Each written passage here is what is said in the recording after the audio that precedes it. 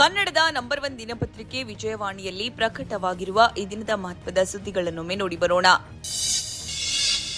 ಕೊಲ್ಲಿ ಕದನಕ್ಕೆ ಶಾಶ್ವತ ತೆರೆ ಎಳೆಯುವ ನಿಟ್ಟಿನಲ್ಲಿ ಶನಿವಾರ ಪಾಕಿಸ್ತಾನದ ಇಸ್ಲಾಮಾಬಾದ್ನಲ್ಲಿ ಆರಂಭವಾದ ಅಮೆರಿಕ ಹಾಗೂ ಇರಾನ್ ನಡುವಿನ ಸಂಧಾನ ಸಭೆ ಎರಡು ದೇಶಗಳ ಹಗ್ಗಜಗ್ಗಾಟಕ್ಕೆ ಸಾಕ್ಷಿಯಾಯಿತು.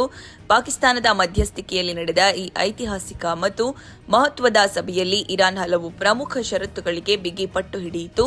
ಲೆಬನಾನ್ನಲ್ಲಿ ಇಸ್ರೇಲ್ ನಡೆಸುತ್ತಿರುವ ದಾಳಿ ತಕ್ಷಣ ನಿಲ್ಲಬೇಕು.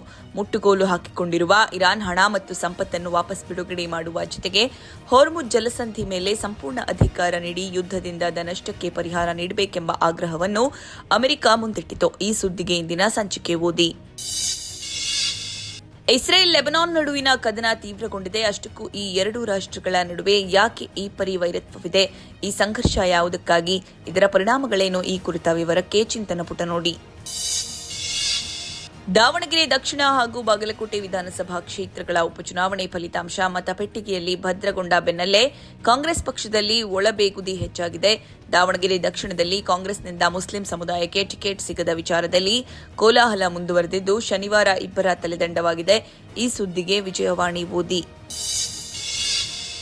ದಿನನಿತ್ಯ ಖರೀದಿಸುವ ಅಕ್ಕಿ, ಬೇಳೆ, ಎಣ್ಣೆಯಿಂದ ಹಿಡಿದು ಸಾರಿಗೆ ವೆಚ್ಚದವರೆಗೆ ಎಲ್ಲವೂ ದುಬಾರಿಯಾದಂತೆ ಭಾಸವಾಗುವುದು ಸಹಜ. ಆದರೆ ಕಳೆದ ಆರ್ಥಿಕ ಸಾಲಿನಲ್ಲಿ ಮೊಟ್ಟೆ, ಟೊಮ್ಯಾಟೊ ಮತ್ತು ತೆಂಗಿನಕಾಯಿ ಹೆಚ್ಚಿನ ಜನರ ಜೇಬನ್ನು ಕಾಡಿದೆಂಬ ಅಚ್ಚರಿ ಅಂಶ ಯೋಜನೆ ಮತ್ತು ಸಾಂಖ್ಯಿಕ ನಿರ್ದೇಶನಾಲಯದ ವರದಿಯಲ್ಲಿ ಉಲ್ಲೇಖವಾಗಿದೆ. ಈ ಸುದ್ದಿಗೆ ಮುಖಪುಟ ನೋಡಿ. ಪೊಲೀಸ್ ಇಲಾಖೆಗೆ ಸೇರಿ 18 ವರ್ಷ ಸೇವೆ ಸಲ್ಲಿಸಿದ್ದರೂ ಒಂದೇ ಒಂದು ಬಡ್ತಿ ಸಿಗದೆ ಮಾನಸಿಕವಾಗಿ ಕುಗ್ಗಿ ಹೋಗಿದ್ದ ಪೊಲೀಸ್ ಕಾನ್ಸ್ಟೇಬಲ್ಗಳಿಗೆ ಕೊನೆಗೂ ಮುಂಬಡ್ತಿ ಸಿಗುವ ಪ್ರಕ್ರಿಯೆಗೆ ಚಾಲನೆ ಸಿಕ್ಕಿದೆ. 18 ವರ್ಷದಲ್ಲಿ ಬಡ್ತಿ ಸಿಗದ ಕಾನ್ಸ್ಟೇಬಲ್ಗಳಿಗೆ ಬಡ್ತಿ ಕೊಡಲು ಅನುಮತಿ ಕೋರಿ ರಾಜ್ಯ ಸರ್ಕಾರಕ್ಕೆ ಪೊಲೀಸ್ ಇಲಾಖೆ ಪ್ರಸ್ತಾವನೆ ಸಲ್ಲಿಸಿದ್ದು, ಶೀಘ್ರದಲ್ಲೇ ಅನುಮೋದನೆ ದೊರೆಯುವ ನಿರೀಕ್ಷೆ ಇದೆ. ಈ ಸುದ್ದಿಗೆ ವಿಜಯವಾಣಿ ಓದಿ. ಶನಿವಾರ ಕೊಮ್ಮಘಟ್ಟದಲ್ಲಿ ನಡೆದ ಜೆಡಿಎಸ್ನ ಜನತಾ ಸಮಾವೇಶದಲ್ಲಿ ರಾಜ್ಯ ಕಾಂಗ್ರೆಸ್ ಸರ್ಕಾರದ ವಿರುದ್ಧ ಘೋಷಣೆ ಮೊಳಗಿತು. ಕಾಂಗ್ರೆಸ್ ನಾಯಕರ ದ್ರೋಹದಿಂದಾಗಿಯೇ ಜೆಡಿಎಸ್ ಎನ್ಡಿಎಗೆ ಸೇರ್ಪಡೆಯಾಗಬೇಕಾಯಿತೆಂದು ಮಾಜಿ ಪ್ರಧಾನಿ ದೇವೇಗೌಡ ಗುಡುಗಿದ್ರೆ, ಕಾಂಗ್ರೆಸ್ ಸರ್ಕಾರದ ಗ್ರಹಣ ಸರಿಸಲು ಜನತೆ ಪಕ್ಷದ ಕೈ ಹಿಡಿಯಬೇಕೆಂದು ಕೇಂದ್ರ ಸಚಿವ ಎಚ್ ಡಿ ಕುಮಾರಸ್ವಾಮಿ ರಾಜ್ಯದ ಜನತೆಗೆ ಮನವಿ ಮಾಡಿದ್ರು. ಈ ಸುದ್ದಿಗೆ ಇಂದಿನ ಸಂಚಿಕೆ ಓದಿ. ಮತದಾರರ ಪಟ್ಟಿಯ ವಿಶೇಷ ತೀವ್ರ ಪರಿಷ್ಕರಣೆಯ 2ನೇ ಹಂತ ಮುಕ್ತಾಯಗೊಂಡಿದ್ದು, ಒಟ್ಟು 7.36 ಕೋಟಿ ಹೆಸರುಗಳನ್ನು ಪಟ್ಟಿಯಿಂದ ತೆಗೆದುಹಾಕಲಾಗಿದೆ. 9 ರಾಜ್ಯಗಳು ಮತ್ತು 3 ಕೇಂದ್ರಾಡಳಿತ ಪ್ರದೇಶಗಳಲ್ಲಿ 2ನೇ ಹಂತದ ಎಸ್ಐಆರ್ ನಡೆದಿತ್ತು. ಉತ್ತರ ಪ್ರದೇಶದಲ್ಲಿ ಅತಿ ಹೆಚ್ಚು ಅಂದರೆ 2.89 ಕೋಟಿ ಹೆಸರು ಡಿಲೀಟ್ ಆಗಿದೆ. ತಮಿಳುನಾಡಿನಲ್ಲಿ 97 ಲಕ್ಷ ಹಾಗೂ ಪಶ್ಚಿಮ ಬಂಗಾಳದಲ್ಲಿ 90.8 ಲಕ್ಷ ಹೆಸರುಗಳನ್ನು ತೆಗೆದುಹಾಕಲಾಗಿದೆ. ಈ ಸುದ್ದಿಗೆ ದೇಶ ವಿದೇಶ ಪುಟ ನೋಡಿ. ರಾಜ್ಯದಲ್ಲಿ ಸಚಿವ ಸ್ಥಾನದ ಆಕಾಂಕ್ಷಿಗಳ ಚಟುವಟಿಕೆಗಳು ಮತ್ತೆ ಗರಿಗೆದರಿದ್ದು ಹೈಕಮಾಂಡ್ ಮಟ್ಟದಲ್ಲಿ ಲಾಬಿ ನಡೆಸಲು ಸಜ್ಜಾಗಿದ್ದಾರೆ.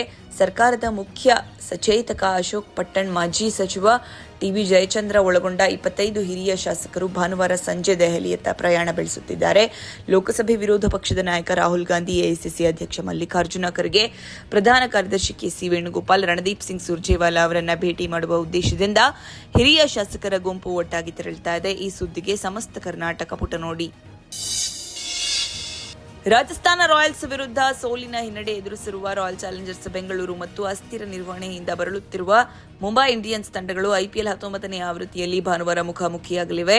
ವಾಂಖೆಡೆ ಕ್ರೀಡಾಂಗಣದಲ್ಲಿ ನಡೆಯಲಿರುವ ಪಂದ್ಯದಲ್ಲಿ ಉಭಯ ತಂಡಗಳು ಗೆಲುವಿನ ಹಳಿಗೆ ಮರಳುವ ಹಂಬಲದಲ್ಲಿ ಕಣಕ್ಕಿಳಿಯಲಿವೆ. ಈ ಸುದ್ದಿಗೆ ಕ್ರೀಡಾಪುಟ ನೋಡಿ. ಕನ್ನಡದ ಮುಗಿಲ್ಪೇಟೆ ಚಿತ್ರದ ಮೂಲಕ ಬಣ್ಣದ ಲೋಕಕ್ಕೆ ಪಾದಾರ್ಪಣೆ ಮಾಡಿದ ನಟಿ ಕಯಾದು ಲೋಹರ್ ಸದ್ಯ ಮಲಯಾಳಂ, ತೆಲುಗು, ತಮಿಳು ಚಿತ್ರರಂಗದಲ್ಲಿ ಬ್ಯುಸಿಯಾಗಿದ್ದಾರೆ. ಈ ಸುದ್ದಿಗೆ ಉಲ್ಲಾಸ. ನಮಸ್ತೆ ಬೆಂಗಳೂರು ನೋಡಿ. ಇವೆಷ್ಟೇ ಅಲ್ಲ, ಮುಂಜಾನೆ ಮಾತು, ಅಂತರಂಗ, ಭವಿಷ್ಯ, ಮನೋವಿಕಾಸದ ಕಾಲಂಗಳು, ಕ್ರೀಡೆ, ಸಿನಿಮಾ, ದೇಶ ವಿದೇಶಗಳ ಭರಪೂರ ಸುದ್ದಿಗಳ ವಿಶೇಷಗಳಿಗಾಗಿ ವಿಜಯವಾಣಿ ಓದಿ.